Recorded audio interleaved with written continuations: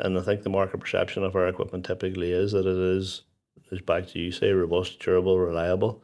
But I suppose as well as that, we also try and I think also building on John's foundations, we also try to make sure that the machines are versatile, they're easy to use. And here, one of the big things for me is also making them easy to maintain. You know, because if you don't make them easy to maintain, then you're going to have challenges. So to me, that's the way we look at it whenever we're trying to engineer the product.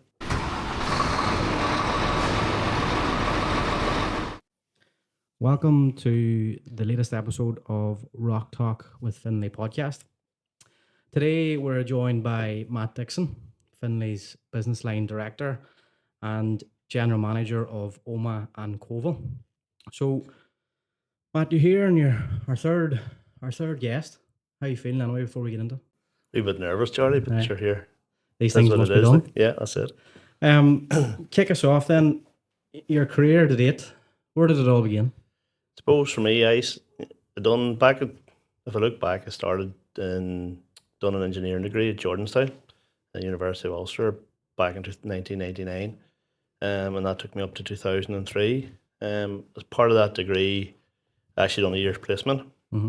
Whenever I was doing my placement, I had applied for a company up in Dungannon. It was a company called Tyrone Brick, but just before I was about to start with them, they actually were sold, so it ended up I lost the placement at that point. Right. And I happened to be playing a bit of rugby that time with Omaghies, not far from the factory here in Omagh. Club, yeah. Yeah. And I was talking to one of the lads and just telling them what had happened. And the guy actually was a guy called Graham Lyons, and he said, let me speak to my brother. And his brother was Davy Lyons, who I know a lot of us will know because Davy just recently retired from working with Finlay's for over 45 years, yeah. Yeah, 45 years. So Davy actually opened the door for me into Finlay, and I joined as a placement and done 15 months here. Done a number of jobs, production control, engineering coordinator, but it gave me a really good grounding in the business overall, you know. Let me see a bit from the engineering side, but also let me see on the operational side. So to me, that was a really good start. Yeah. Sandwich courses like that. Sandwich course obviously is I would say a 4-year degree with a year's placement. It's good that then that was actually outside of engineering as well too. You were in production control. Yeah. Suppose we've just mentioned him, Davy Lyons. We'll give him a wee shout out in the I will podcast. give Davy a big shout out. I think he'd appreciate it, and I don't know, maybe he might be listening to us and he might want to join us. You never know. Hopefully sometime we'll call him in, maybe talk a wee bit about the history of Finlay or something. So you did the placement. I'm assuming that you went back to uni then and finished your degree? Went back to uni and for my final year, and actually I still kept my foot in the door at that stage with Finlay. I done my final year project, and working with Tony Devlin at the time, I was able to do my final year project here. It was actually like a track stockpile conveyor, so it was one of our track conveyors. We didn't offer anything at that time. Yeah. It's just coincident over a lot of years later, we actually now have a full conveyor line. But no, I done that through final year.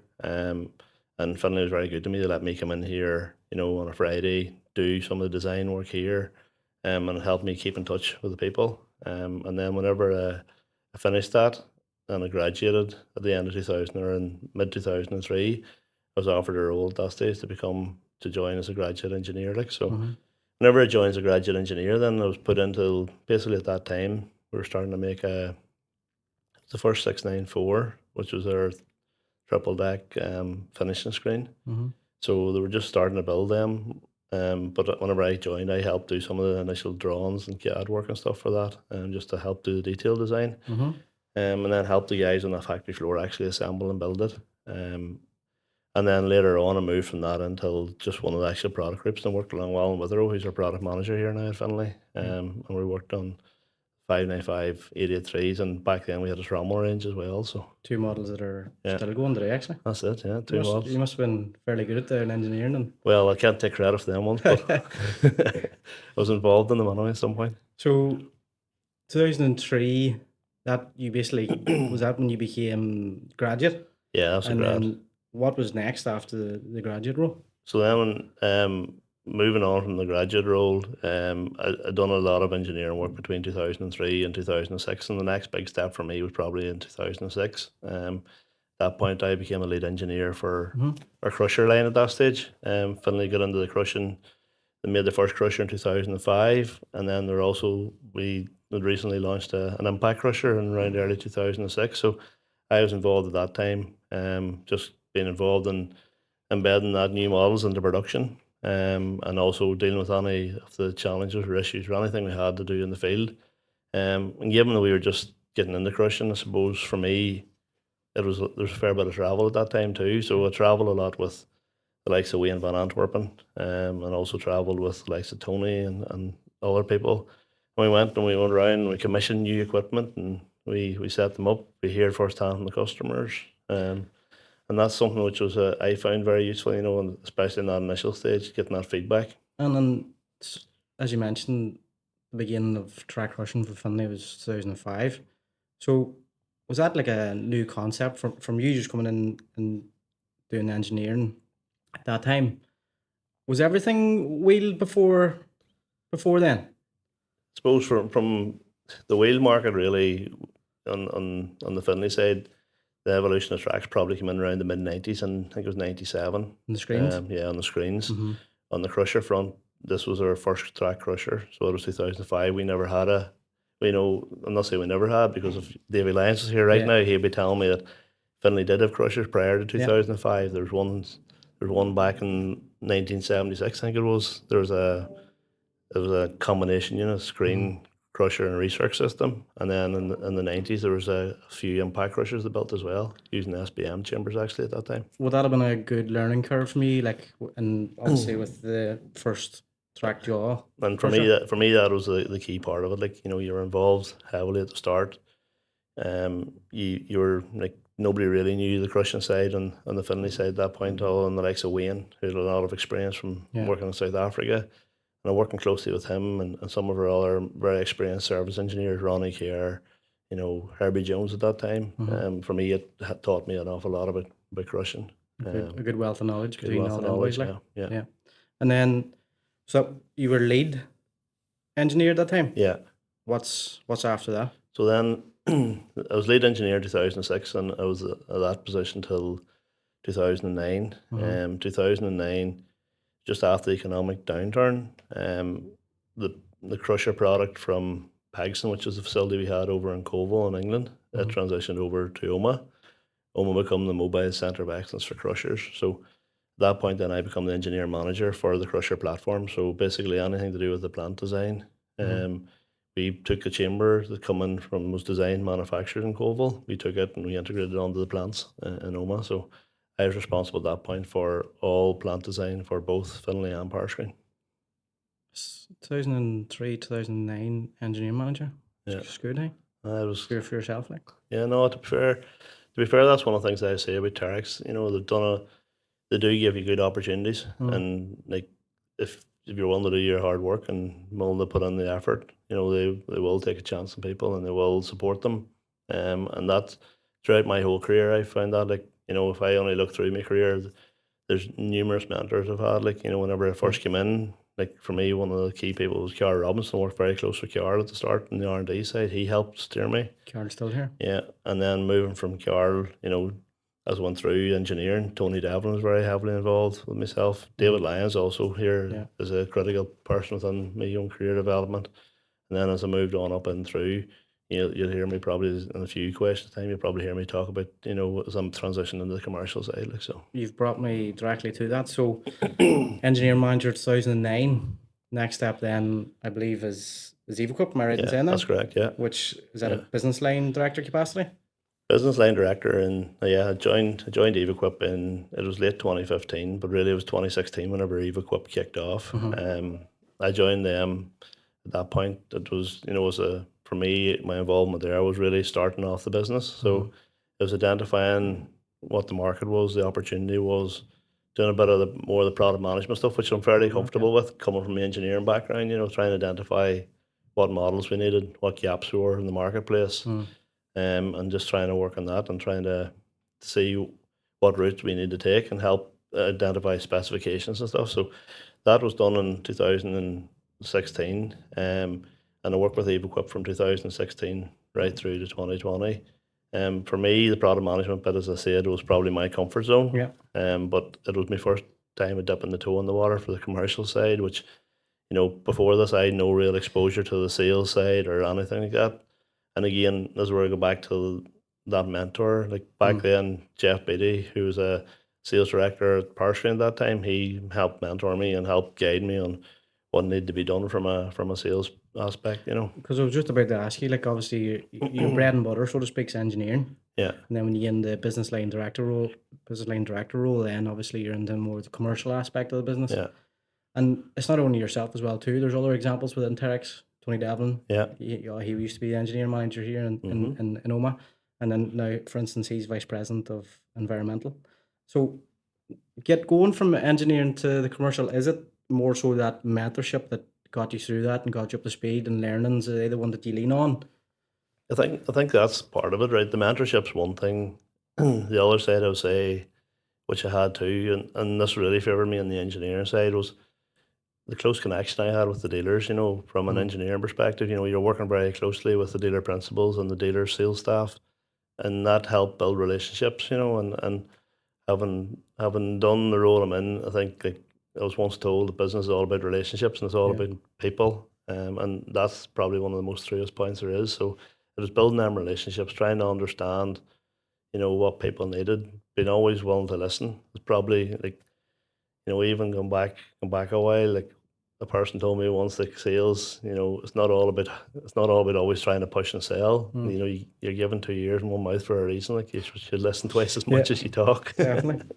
People buy from people is often what I hear too, and absolutely. So from the engineering role, you're obviously talking to dealers and customers based on feedback on our product. Yeah. And that essentially helped you then in that regard. Yeah. Yeah, very good. And then I suppose now today, Uh-huh. so we talked about business line director there for EvoQuip 2022, No, 2020. 2020 Finlay. Yeah. So 2020, December 2020, I moved over into the Finlay business line. And as well as being the business line director for Finlay, I also then became the general manager at that point for the Omagh side. So here, that was another learning curve for me because I had taken that 5 years with EvoQuip and I'd kind of understood and started to learn and know about, the whole sales order process and the whole sales side of the business, the marketing and that aspect. Mm-hmm. And again, one of the big things I had with Terex, I suppose, as well, you've such a strong support network there. Like even in the market, and whenever I talked about that with EvoQuip, like you had Michelle there, and Michelle was instrumental in the whole EvoQuip side as well, and helping me along. So no, done a good job on that whole support structure. And then, as I say, probably the challenge whenever I moved into this role was actually understanding the operational Side of it. When it comes to the GM role. Yeah. Yeah. Do you find that steep learning curve? Or? Here, having been in the factory for a long period of time, which both helped me here, was the fact that I knew so many different people that was in the factory, and you knew who to go to for help and stuff. And I think that was a big, massive help. But at the same time, again, I still come back to some form of mentorship. I still relied on support through it, and like at the operational side, it was actually the VP of operations at that time, Gary Cardwell. He was helping me through it, and that really benefited me, just trying to understand how everything links through our whole operating system, right from the start, how the sales demand inputs, right through the whole S&OP process, right the whole way through all the different steps to your production, production control, production, right through to the machine comes off the end of the line, just trying to understand that. So, yeah. And then obviously, and for it goes out the door, then of our customer support teams and all the rest. Yeah, 100%. It's fairly impressive career. Obviously now you're the BLD of Finlay and it's Finlay podcast. I must actually just mention now that you've talked about EvoQuip there 10 years. Yeah, that's right. Yeah. Now at this Hill Head coming up. So congratulations to the EvoQuip team in that one. Outside of work, Matt, who's the person? What do you enjoy in your spare time? I suppose in my spare time, like if I look at myself within work here, for me, work's about people and again, it's about team. Outside of work, I'm still very much involved in team activities. Whether if I go back to them times playing for the Ackies all them years ago, obviously involved in rugby. I like watching rugby. I like being involved in rugby. But I suppose anybody who knows me of late, probably over the last 20 years, I've really got into the whole motorbike racing. So for me, that's a real passion of mine. I started to help a friend of mine back about 2006. He done a bit of road racing, so I helped him, and just spiraled on from there. You worked all week, and then on Friday evening you went and you travelled the length and breadth of Ireland trying to do a bit of racing for 3 days, and then back home again and back to work. Did you ever ride them yourself or anything? No, I never No? went to that point. But no, here I was involved in supporting him for I was John Burrows. I was involved in supporting him for about 6 years there, his direct riding himself. And then he's just went in now, probably he runs his own team. Right. So we've been doing that since 2012 to 2026. And we've won a lot of championships, won a lot of Ulster Irish Superbike championships, won a lot of even international races, the Ulster Grand Prix. We're involved, with the Northwest there, was on last week, and then the Isle of Man TT. So here we've been making a lot of progress, and looking forward to actually heading over to the Isle of Man TT now at the start of June. So Good stuff. looking forward to that too. Fast-paced working environment, and you like the fast-paced outside working Yeah, environment too. that's it. Yeah. I suppose the next bit of the podcast probably want to get into the history of Finlay. As most of us know, Finlay took its origins from 1958. Yeah. From John Finlay when he first created the first screen, and that's obviously where we take our origins from.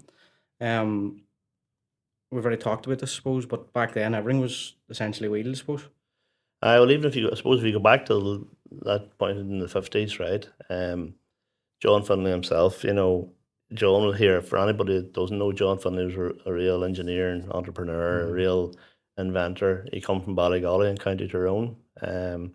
He was widely recognised, and a lot of people in Charlie would put him in the same sort of limelight as Harry Ferguson, if you know what I mean, one of them inventive geniuses. Yeah. But John originally started off manufacturing forklift trucks, and you probably still see a lot of them today, particularly if you're in around concrete yards or anybody making block making equipment and stuff. And then, as well as the forklift trucks, he also made some block making equipment as well. And in addition to that, John has done some quarries because he basically developed that equipment to help him make his own blocks.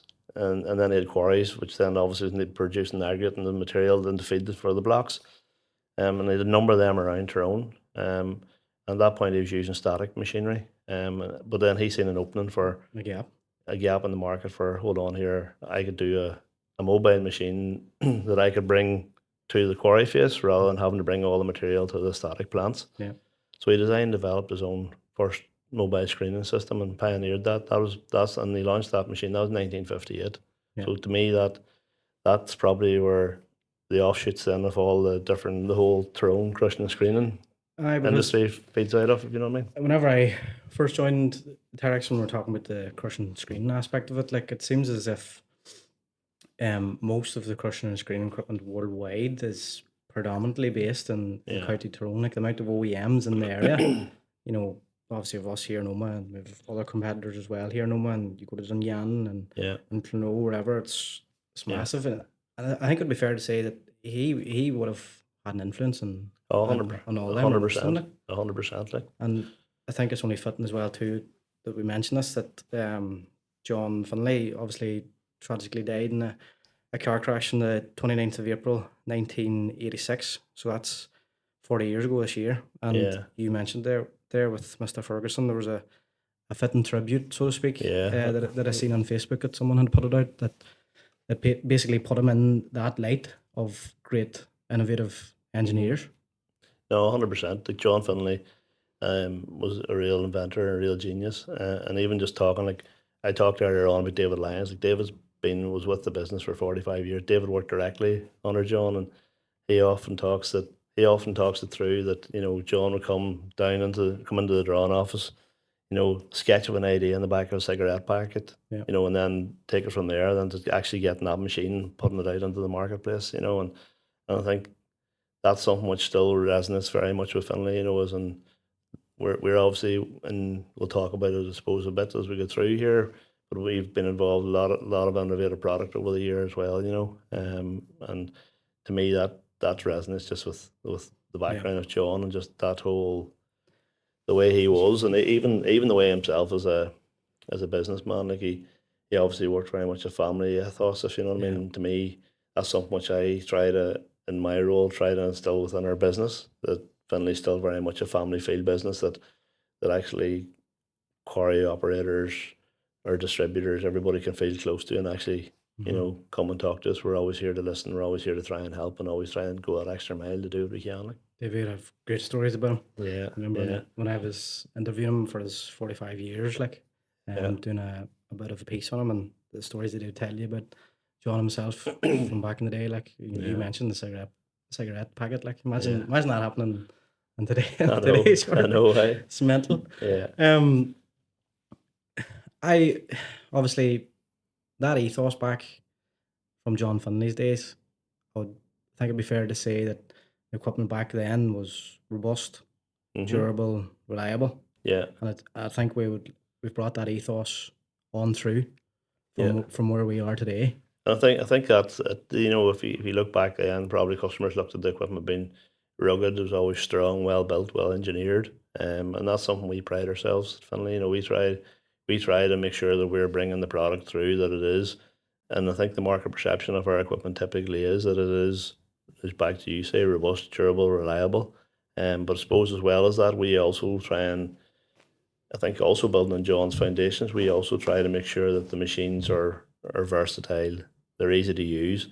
And here, one of the big things for me is also making them easy to maintain, you know, because if you don't make them easy to maintain, then you're going to have challenges. So to me, that's the way we look at it whenever we're trying to engineer the product. Yeah. Big milestones for Finlay when we're talking about the history of it is, I suppose, the 393 in 1992. Yeah, that's right, yeah. And then in the late 90s, then we obviously then go into the tracked equipment, followed by the 83 in 2002. 83 is highly talked about even today. Like. Yeah, I suppose, but back to if we take that point that you're talking about there, we take through that evolution from where John was involved, right, in the Finlay business. The 393 was a major milestone for us, right? That was the first, for Finlay, I know it was a wheel plant, but that was the first wheeled three-way split finishing screen we had. And we launched that in 1992. And then, as you say, we transitioned over to the track product. So first track product we had was 1997, was the 595 Hydro Track at that time. Just a little heavy duty grid, which we've been used a lot. We sold an awful lot of them through the years to the likes of Japan and even into the UK, just for smaller recycling sites. And then towards the end of the 90s, 1999 till probably early 2001, that's whenever we really started to define our finishing screen range. So we came out with a 693 in 1999. We had a 683 in 2000, then we had a 663 and 653 came out in 2001. So that kind of gave us a good portfolio range in the finishing screens. So the next step was really that move until how do we really look at dealing with some of the larger size screen and more suitable machines maybe for recycling, something that's a wee bit more versatile. And that probably led us into the development of the 83, which was, you know, you had a forward-facing feeder feeding into a forward-facing screen, so you hadn't material didn't have to go up the top of a conveyor and turn and come down. So that left you could actually put larger feed material over the product. And to me, the 83's been iconic. Like it's, I know I was involved. You know, it was originally designed and built in 2002, and I was involved, as I said earlier, just through my engineering at the start on that model. But it's been immensely cut. That machine itself and continues to be. That's the largest selling screen we make. Number one seller. Yeah. Yeah. And it's here. Anybody that knows the 83 is a world-renowned scalping screen. Yeah. 100%. And then I suppose we'll touch on some other milestones of the Finlay brand later on, but mentioned at the top of the podcast when the machines go out the factory door, customer support. Yeah. Obviously with Stuart and Adam from the service team on episode 1 of Rock Talk, but and I've always heard this with my short time in Finlay, like how good our customer support team are. Yeah, is second to none. Yeah, 100%. And here, that's one of the big things I pride. You know, if I look at the Finlay business, like Finlay as a business should pride itself definitely on the customer support team. Here, world class is the words and terms I would use to them. They're always there. They're always at the end of the phone. They're always wanting to help. They're always there to support. You know, and I'm not only talking about, don't get me wrong, the team we have today is world class, right? But if I look back through my, you know, the 23 years I've been here, the Finlay team's always been world class. You know, you had Ronnie Kerr, you had Herbie Jones, you had Neil McLaughlin. You had a number of guys that knew our equipment inside out. They travelled the world. Our dealers knew them. Our customers knew them. They all reached out to them, and asked them for help. And even more recently, I was actually doing a trip there around Scotland.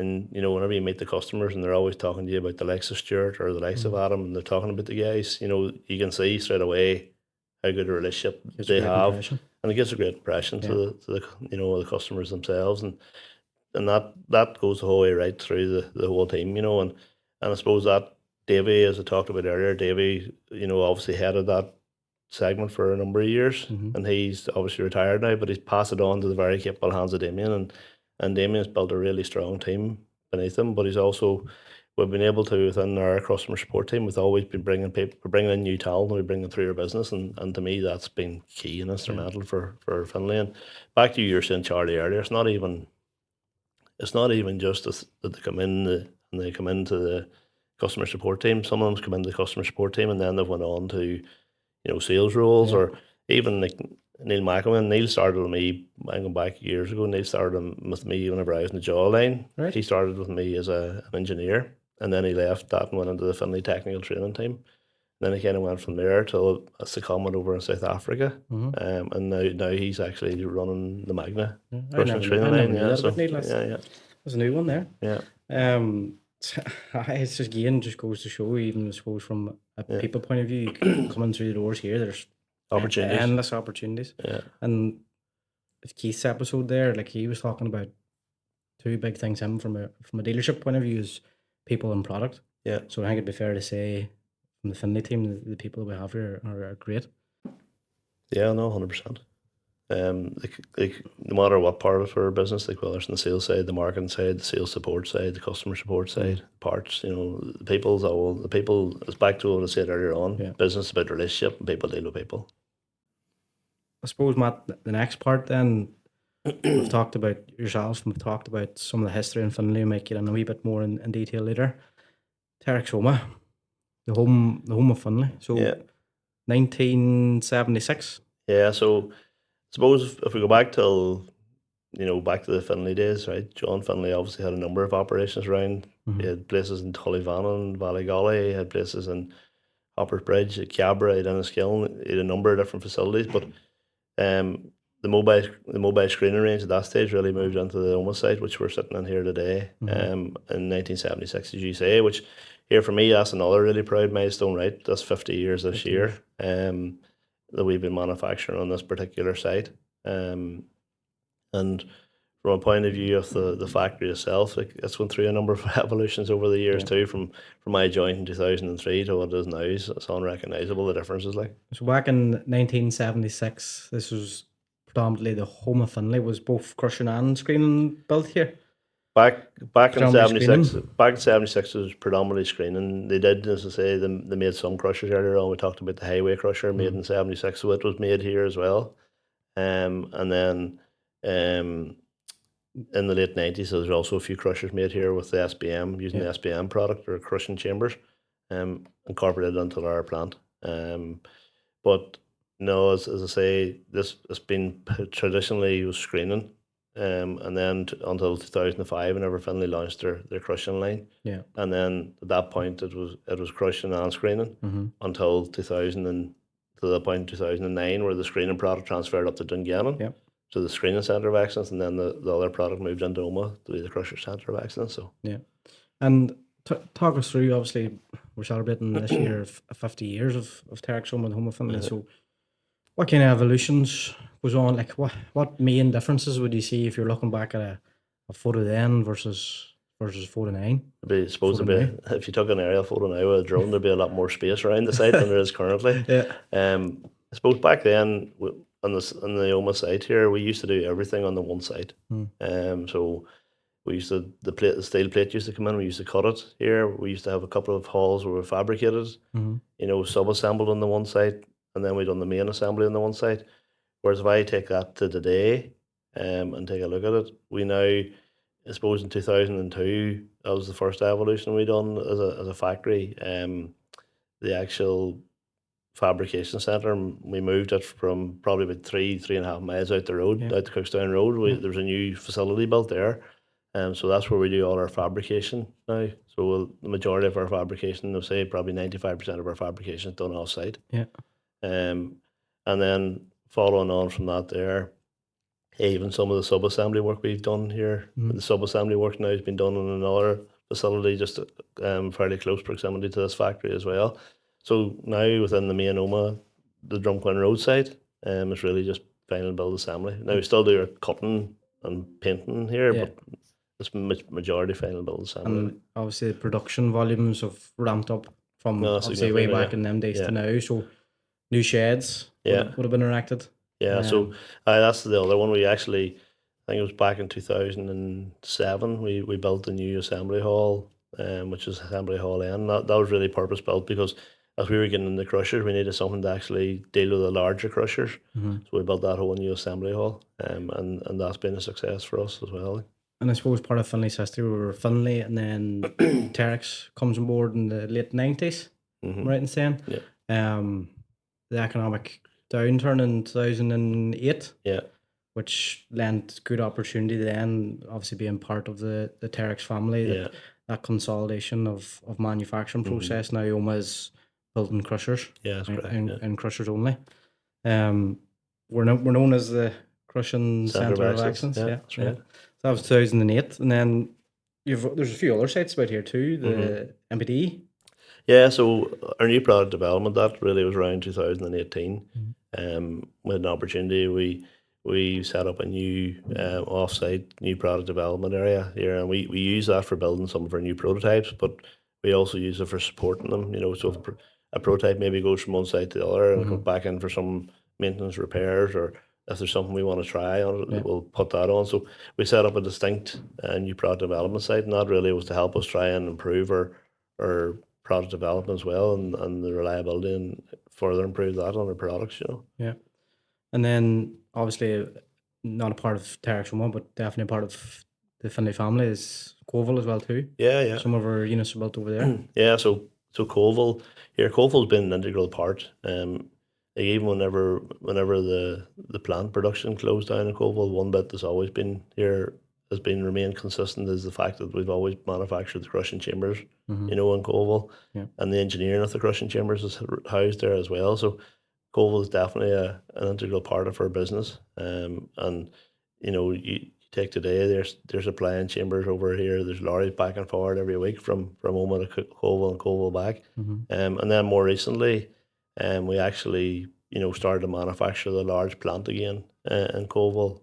So we see some of the demand growing for the larger products. So we started to manufacture some of the likes of the larger Finlay product, the larger Powerscreen product, and even the Magna products all manufactured over in Coalville there now as well. So I think it'd be fitting, and suppose we're talking about the 50 years of Omagh, Terex Omagh, just to say that everyone obviously working here, part of the factory, that they're doing a stellar job, and that even in today, obviously, we're recruiting.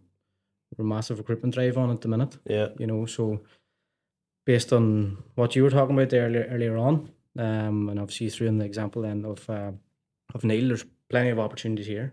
I suppose the one thing I would say for myself, if I look back, whenever I started here, I didn't really know what this factory done here, to be honest, right? Yeah. But as soon as I came in, I got my eyes open to what opportunities there was. Even whenever I came out as a graduate, I was only with the business probably 3 months, and I was away on a plane to Germany on my own. And that's the sort of opportunities you get. You get to travel, you get to meet different people, you get to meet your dealers, customers all over the world. You get to see so much, and learn so much, and every country maybe does things slightly different, whether it's manufacturing different product, how they use the equipment till. But no, here to me that was a good learning curve, and and that's the one thing again I say about Terex, but also say about the crushing and screening industry.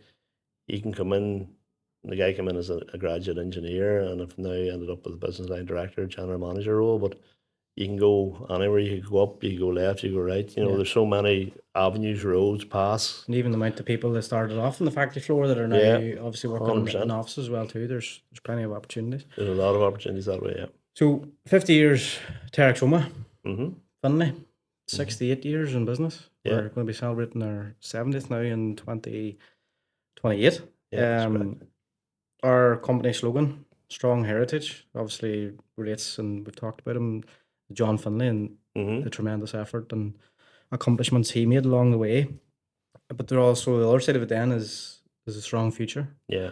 So there's a blend there of strong heritage, the amount of models that we had and that are part of our timeline as such, and then you have the innovation, the steps that we took then to develop and further develop, and even to today we're launching new products. And it's not even products by themselves either. There's digital tools. The even inside the business, it's not just solely focused on products. So if we strip it all back, let's go through some of the timestamps as such on that timeline. So 1978, the highway crusher, it was produced. Yeah. What do you know what that involved?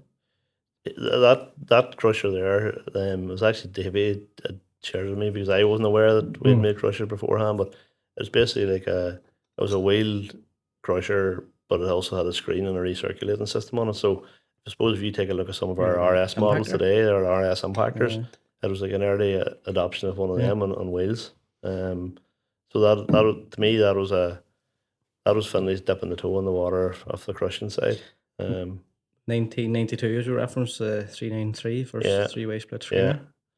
The first 393 was, as I say, in 1992, and that was a three-way split screener. And I suppose, Charlie, the other thing too, I suppose, as well as the product side of the early 90s, one of the big things which probably took place in Finlay at that point, and I know before Terex bought over, Parscreen actually bought over Finlay, but they still run it as a standalone business, and then Terex bought it over in 1999. But it was probably that 90, that early part from Parscreen bought it over to the Terex bought over, that the real drive there then was the whole distribution development, trying to, set up and establish distribution around the globe. And to me, that's a big thing, which is obviously a testament to us now. We have a number of distributors globally, which are key and vital, and obviously our dealings with them on a day-to-day basis, like they're our touch point with the customers. So it's how they transact and operate with the customers is a reflection in us, and similarly how we can support them is a reflection too on the customer experience. So having strong relationships with their dealers, absolutely.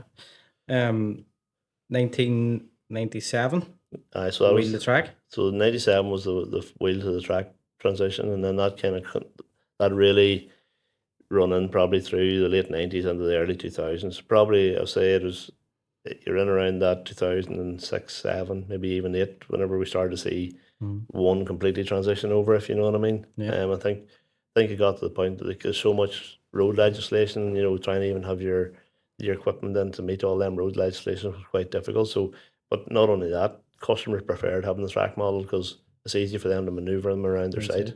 Yeah. 100%. Because in a wheel unit, you had to either have a lorry or you had to have some way of shunting them around the site. Whereas the track unit, you just engage your tracks and use your dog lead or your remote control and move them. More user friendly for them boys. Yeah. Less cost, obviously. Yeah, as well too. And then other milestones is 693 was 1999. Yeah, so that was the start of the first tracked finishing screen. And then, as I said earlier, we built a range of them between 99 and 2000 and on the three-way splits between 99 and 2001. And then it was actually around 2003. That's the year I was coming out of university. The one I got involved with was on the 694. So that was our first triple deck finishing screen, which gave us 4 products. Yeah, the 693 first and still about today. Yeah. So again, it's bringing that heritage through. 100%. To today, obviously, and you've the developments of these products. 2002, as we mentioned, was the 83. Yeah, the 83, yeah. Number one seller for Finlay, continues to be strong. You mentioned it, 2005, J1175. 2005 is the J1175, and like when we talk about the 83 was from 2002. We've done a few revamps, done a few product improvements, and a few refreshes of that product. But 2005, 1175 is pretty much the same 1175 today as it was back then. And for me, that's testament to the, we talk about product reliability, durability, and it's, that machine's really, really renowned for being able to operate in hard rock applications. Like at that time, that original team, whenever I did that video, like they were all basically still here. You Ian and Tony and Wayne, Lee Tony, and and Carl. even the engineers, Jamie, all still here. and Like. all them guys. Yeah. Going then from the track geology 1175, 2013 introduction to the Spalac technology. Yeah, so I suppose through 2005 to the end, we probably developed a range of crushers, but then 2013, if we looked at what we done, probably Finlay took another step. Basically, again, innovation. We listen to the customers. Some customers having issues with dealing with sticky recycling material. It's hard to deal with, hard to screen. At that point, we partnered up with a company called Spalac, and we put one of their their flip flop screens onto our 83 chassis, and then to me that was revolutionary at that point as well, because then that gave customers a solution that they then could screen the more difficult material. Yeah, which that Spalac technology from my past experience is used even in recycling plants today. Yeah. From the static recycling plants. So they're German outfit, aren't they? I think so. Yeah. And then we go from Spalac in 2003 into the introduction of hybrid technology in 2014. Yeah, so at Hillhead 2014, and I know of Hillhead on this year again, right? But Hillhead 2014, we exhibited a hybrid train. So we had a 1175 hybrid, we had a 1540 hybrid, and we had a 694 hybrid all on show at that show. So we were one of the first early adopters, I suppose, of that hybrid technology.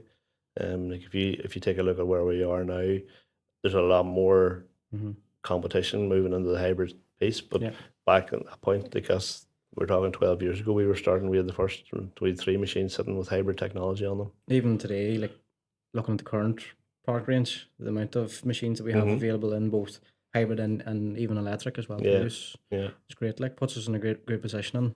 I would think that the adoption of these technologies. I think the market will move. Definitely, the market's moving more towards that, right? But I suppose we still see some challenge at the minute, probably around infrastructure and some of the actual customer sites. Set up. Listen, their side, if you know what I mean. Yeah. We have some great, with some great examples. We have machines running from wind turbines here in Ireland. There's a number of great examples across the world of our hybrid machines in operation. But I do think that's the way it will transition, but it's just going to take a period. The infrastructure's there. Like. And then, so that was 2014, the hybrid technology came in, and then obviously recent years, we have things like our compact equipment, the IC range, I assume, when it comes to I suppose in 2020, that was one of the things Finlay done at that stage. They launched a range of compact equipment. They were seeing a market need, different customer segments, different customer bases.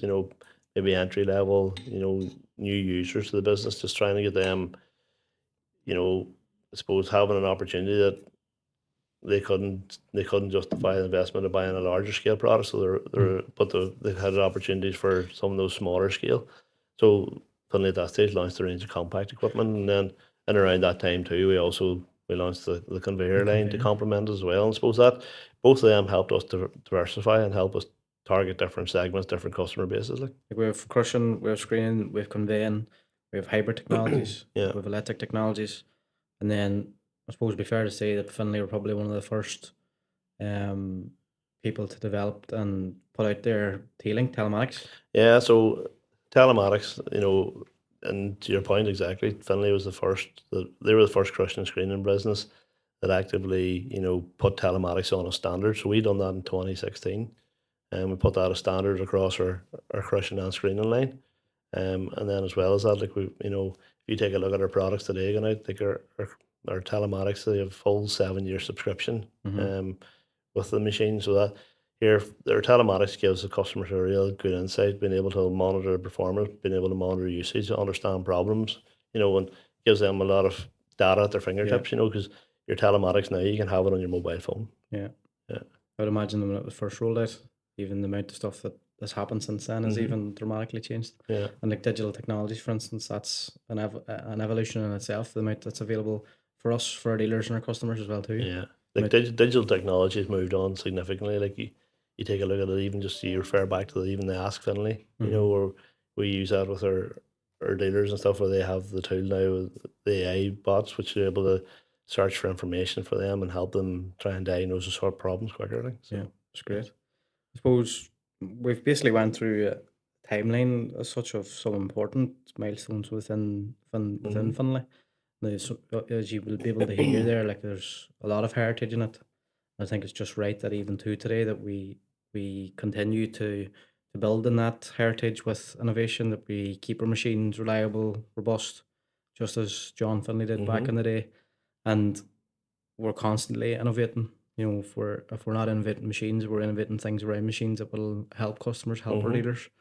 I suppose just touching on innovation, I would say by the time this recording is released, we will have the new impactors, Yes, right. which is our I-130 and I-130 RS. So they'll fit in between our 120 and our 140. Yeah. They'll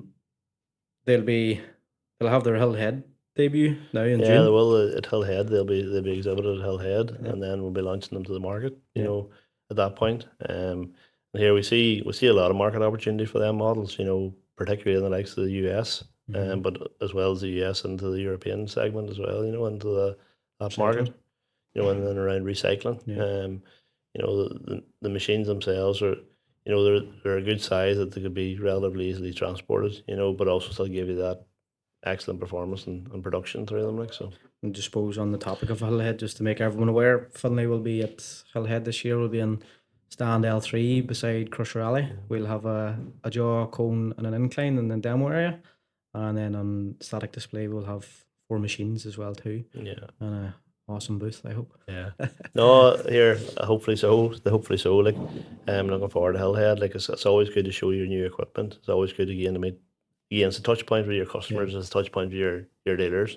But for me, the other thing too, when you touch about them impactors, we've such a variety of options now, which gives you that versatility that customers can actually specify and spec them to what they actually require.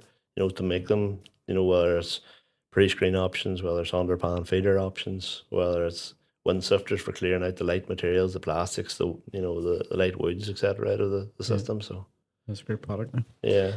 I suppose then, looking ahead even further again. Yeah. 5 to 10 years time. Where do you see Finlay? I suppose where I'd like to see Finlay, like as you mentioned there, right? Finlay, I think we still need to remain to our roots of, you know, being innovative, developing new equipment, you know. So, but to develop the new equipment, we have to be actually in the markets to understand. You know, for me, it's not just developing equipment for the sake of equipment. It's actually looking at what problems the customer has, looking at what issues they have, look what applications. You know, there's new applications coming up day and daily, and it's trying to understand what they're trying to do, so then we can try and develop and design equipment to help them solve their problems. So for me, that's a key part of it.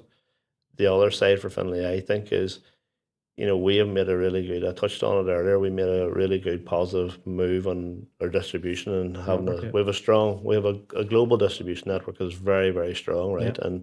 And like we take charities like the likes of Australia, you know, we're market leaders, right? So you take a lot of our distribution, we've made really good progress. But there's probably areas within our distribution where we still have pockets of what I would call white space we still would need to develop into, and that's things we're going to be looking at as well, whether it's the likes of the Southeast Asia market, whether it's the likes of maybe even the Middle East, Northern Africa. So just trying to build our distribution network there, build our presence there, and expand into that. And then one of the other areas too for me, you know, we touched on it earlier on with our customer support team and our people and our own Finlay brand itself. Our people's key, right? So we have to continue to develop and invest in our people and try and grow them as well and give them opportunities. Yeah, perfect. I suppose that kind of brings us to the closing segment as such of the podcast, which is the big question. So you've been left a question by our last guest. So that question is, what advice would you give your younger self? Yeah, that's a good question. Thanks for that, Keith McCann. For me, the bit of advice I give, right? I suppose I come into the business and I've went through a lot of the different roles within the business, which to me has been a great learning curve. And here a lot of mentorship. And here, as I mentioned earlier, Terex does a phenomenal and exceptional job in bringing talent through. For me, the one area I probably, if I was to talk to myself again, I probably would have thought, right, you know what, go and try, maybe go and second yourself or go and work for a dealer for 1 to 2 years, maybe somewhere, and just see what it's like on the front line, because like being an engineer, I've had a good lot of exposure and experience with dealing with the end customers, but if you've never dealt or never been out there, I think that's a real good learning curve, and for me, that would have been something I would have given myself as and get out there and try and understand the customer. Because they're seeing that It's a perspective. different perspective. Yeah, like. because we're seeing obviously primarily the dealer perspective and Yeah. customers feed Yeah. back into the dealer. But if you were working for a dealership, you're hearing it directly from the customer's mouth. Yeah. I always find it like even in the engineering days, right? If you take yourself and say like as we all know, machinery can have a problem, right? But like even the point that I always remember is if it ever got to the point where you had to actually go to the site yourself and you made that connection with the customer, you went back and you always done that extra mile to make sure that customer was addressed and sorted and things, was done. So I think having that perspective of the urgency at times is where, for me, that's where I was talking about whenever I was younger, getting out there, understand that you then get a perspective of what the dealers face on a day-to-day basis of needing that urgent response, or how do I get this customer up and running again, or how can I help as quick as I can. So a bit of further insight then would be the advice you'd give to your younger self, just trying to get that extra exposure outside of, well, I suppose a different perspective than our own. Yeah. Yeah. And there's been a few people as well too that have done that, were a part of Finlay and then went and worked with their dealerships. And obviously then that probably from a dealer's point of view, you'd only think then that would make them better, or, have someone who's valuable to their business as well too. No, 100%. There's a lot of people who've done that, And you even take one of our more recent additions to their dealer network, so if you take ProTrack in Canada, like Liam McGuire worked in the Ecotech business for a number of years, and now he's actually working, he worked with Finlay Australia for a period, and then he's now working over with ProTrack in Canada on the Finlay side. So, 100%. Matt, that concludes our time now with Rock Talk with Finlay. So thank you very much for joining us and give us an insight and everything. No problem. Thank you. Enjoy, everyone. See you in the next one. Thank you.